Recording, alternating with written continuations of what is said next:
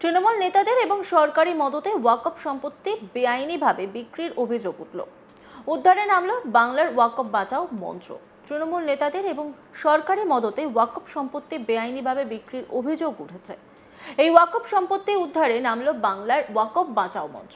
অভিযোগ, পূর্ব বর্ধমান জেলার বর্ধমান ১ নম্বর ব্লকের গোদা মৌজার GT road, Delhi Kolkata road এর ধারে মর্জিয়া খাতুন ওয়াকফ স্টেটের অধিকাংশ সম্পত্তি বিক্রি করে দেওয়া হয়েছে।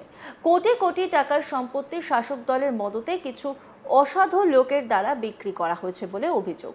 বর্তমানে মার্জিয়া খাতুন ওয়াকফ কমিটির কাজে বাধা দেওয়ার অপচেষ্টা চালানো হচ্ছে বলে অভিযোগ। একই সঙ্গে সম্পত্তি পুনরুদ্ধারের কাজে বাধা দেওয়ার অভিযোগ রয়েছে শাসক দলের নেতাদের বিরুদ্ধে। এই ওয়াকফ সম্পত্তি তছনছের বিরুদ্ধে ও বিক্রি করে দেওয়া ওয়াকফ সম্পত্তি পুনরুদ্ধার করতে জোর কদমে নেমেছে বাংলার ওয়াকফ বাঁচাও মঞ্চ। এই মঞ্চের দাবি যে মমতা ব্যানার্জি বলেছিলেন ক্ষমতায় এলে রাজ্যে বিভিন্ন সময় অনৈতিকভাবে যেসব ওয়াকফ সম্পত্তি বিক্রি হয়ে গেছে সেই সম্পত্তি পুনরুদ্ধার করবেন। এই মমতা ব্যানার্জি সরকারে নেতা কর্মী থেকে সরকারি দপ্তরের আধিকারিকরা পর্যন্ত এই ওয়াকফ সম্পত্তি বেআইনিভাবে বিক্রির বিষয়ে জড়িত। এই মঞ্চের সদস্যরা কি বলছেন শুনবো। মোহাম্মদ মুরসালিন শেখ, আহ্বায়ক, বাংলা বাঁচাও ওয়াকফ মঞ্চ, শুনুন। শাসক দলের নেতৃত্বরা অবশ্যই জড়িত এবং সরকারও এখানে দরকার ছিল তাদেরকে ভ্রুক্ষেপ করা, কিন্তু সরকার সেগুলো ভ্রুক্ষেপ করেননি। তিনারা কি বলবো, তিনি অবশ্যই সরকার বলেও ছিল যে ওয়াকফ সম্পত্তি আমরা এলে আমরা যদি আসি সরকারে আমরা ফিরিয়ে আনবো। মমতা ব্যানার্জির একটা বার্তা ছিলেন 11-র আগে, কিন্তু তিনি সেটাতে ব্যর্থ হয়েছেন এবং তিনি শুধু ব্যর্থই নয়, তার আমলে বহু শাসক দলের নেতৃত্বের প্রভাবে এখনও পর্যন্ত ওয়াকফ সম্পত্তি তছনছ হচ্ছে। কারেন্ট ডেটে এগুলোও হয়েছে শাসক দলের 11-র পর থেকে আপনার আপ টু 23 পর্যন্ত কন্টিনিউ বিক্রি হয়েছে বিভিন্ন থার্ড পার্টির নামে। শুধু বর্তমানে মার্জিয়ারই নয়, সারা পশ্চিমবাংলার একাধিক সম্পত্তি কিন্তু তারপর 11 থেকে 23-এর মধ্যে প্রচুর সম্পত্তি তছনছ হয়েছে। আমাদের কাছে অনেক নথি আছে। এই মুহূর্তে হাই মাদ্রাসা কমিটির সঙ্গে যুক্ত, অবশ্যই তৃণমূল নেতৃত্ব যুক্ত, যেটা বলছেন আপনি, এবং যুক্ত যে সরকার। অবশ্যই আপনারা কি চাইছেন? দেখুন, আমরা কোর্টের ওপর নির্ভরশীল, কোর্টের ওপর বিশ্বাসী, আইনের ওপর বিশ্বাসী, সংবিধানের ওপর বিশ্বাসী। সেক্ষেত্রে আমরা বোর্ড অফ যে ওয়াকফের আন্ডারে যে ট্রাইব্যুনাল আছে সেই ট্রাইব্যুনালে আমরা মামলা করেছি। আমরা বলতে বর্তমান যে ম্যানেজিং আপনার ওয়াকফ যে কমিটি, সেই কমিটির মুতাল্লির পক্ষ থেকে মামলা করা হয়েছে। ট্রাইব্যুনালে উক্ত যে সমস্ত জায়গার ওপর ইনজাংশন জারি করেছেন। 2 দিন আগেও হিয়ারিং ছিল, সেই হিয়ারিংয়ে সেই ইনজাংশন বেড়ে আবার 1 মাস অর্থাৎ নেক্সট হিয়ারিং পর্যন্ত ইনজাংশন বাড়িয়েছেন। তো আমরা তাদের প্রতি আস্থা আছে, কোর্টের প্রতি, সংবিধানের প্রতি আস্থা আছে, সেই আস্থার উপর চলছি। কোর্টের মতো বিচার করবেন।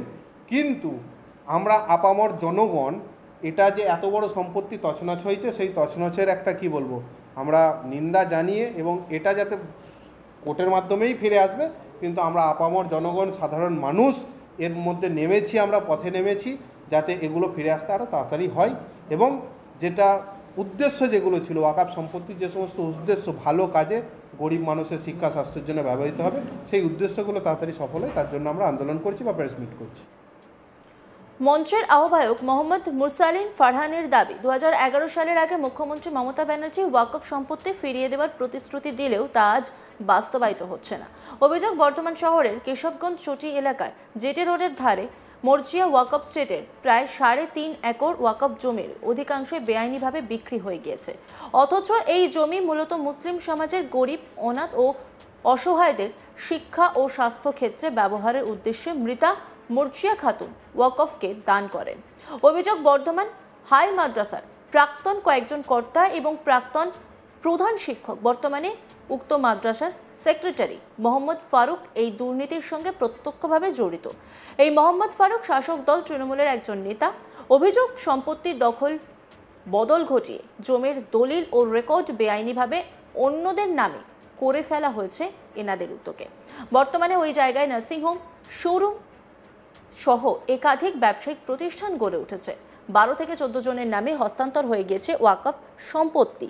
এই বিষয়ে মর্জিয়া ওয়াকফ স্টেটের অনুমোদিত কমিটি ইতিমধ্যেই ওয়াকফ ট্রাইব্যুনাল মামলা দায়ের এই সম্পত্তি নিয়ে মামলা দায়ের করেছে। মামলার ভিত্তিতে ট্রাইব্যুনাল এই সম্পত্তির উপর ইনজাংশন জারি করেছে যাতে জমি আর বিক্রি করা না যায়। এত বড় ওয়াকফ সম্পত্তি তছনছের নিন্দার সাথে দ্রুত পুনরুদ্ধারের দাবি জানাচ্ছে মঞ্চ।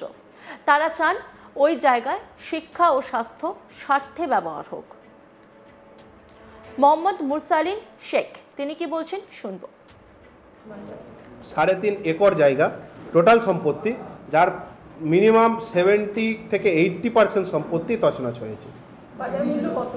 যার বাজার মূল্য দেখুন, ওখানে কাঠা হিসেবে দেখতে গেলে 30 থেকে 35 লক্ষ টাকা কাঠা। তো আপনি যদি দেখেন কয়েকশো কোটি টাকার প্রপার্টি যা তছনছ হয়ে গেছে। ওই জায়গার উপর এখন কি হচ্ছে? বর্তমানে বিভিন্ন থার্ড পার্টি, কেউ নার্সিংহোম করেছে, কেউ বিল্ডিং করেছে, কেউ গ্যারেজ করেছে, কেউ দোকান করেছে, বিজনেস করছে।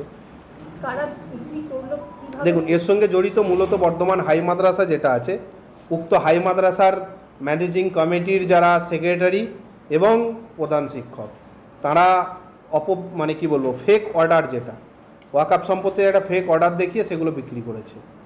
মানে যেখানে যেই অর্ডারে আপনারা জানেন ওয়াকআপ সম্পত্তি বিক্রি কখনো হয় না, অ্যাকচুয়ালি এক্সচেঞ্জ হতে পারে। ওয়াকআপ সম্পত্তির যেই কথাটা সেখানে আছে এক্সচেঞ্জ হতে পারে, এবং তাদের শর্ত হচ্ছে এটাই যে উইথিন 15 ডেজ যেটা বিক্রি করছেন এবং তার সমপরিমাণ জায়গা কিন্তু কিনে ওয়াকআপ অফিসে তাদের দলিল দিয়ে আসতে হবে।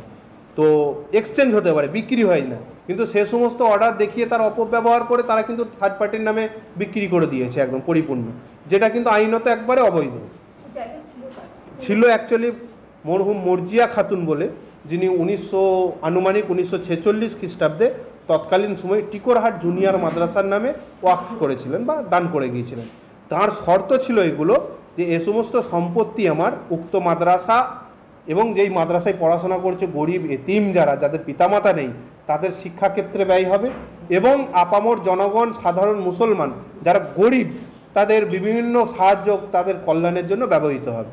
তিনি এইটুকু ওয়াকআপ করে গিয়েছিলেন এবং শর্ত দিয়ে গেছিলেন, এবং তিনি এটুকুও শর্ত দিয়েছিলেন যে আমি যতদিন বেঁচে আছি আমি উক্ত ওয়াকআপের মোতোয়াল্লি থাকবো, মিন্স কি বলবো, সেক্রেটারি, এবং আমার পরবর্তী ক্ষেত্রে উক্ত হাই মাদ্রাসা জুনিয়র মাদ্রাসা দেখভাল করবেন, এবং জুনিয়র মাদ্রাসার অস্তিত্বহীন হয়ে পড়লে তৎকালীন সময়ে কোমলসাগর নিবাসী কোনো ভালো সৎ মানুষ মুসলমানকে দায়িত্ব দেওয়া হবে অ্যাজ এ মোতোয়াল্লি হিসাবে। তো এটি তিনি বলে গিয়েছিলেন, কিন্তু বিগত 25 বছর 30 বছর কিন্তু কোনো মোতোয়াল্লি নিযুক্ত হননি, ছিল না, এবং কিছুজন প্রচেষ্টা করেছিল কিন্তু সেগুলো তাদেরকে করতে দেওয়া হয়নি। কিন্তু ওই উক্ত মাদ্রাসার যে প্রধান শিক্ষক এবং সেক্রেটারি যারা এসেছেন তারা কিন্তু বিভিন্ন সময়ে বিভিন্ন অবৈধভাবে এই সমস্ত সম্পত্তি তছনছ করেছে।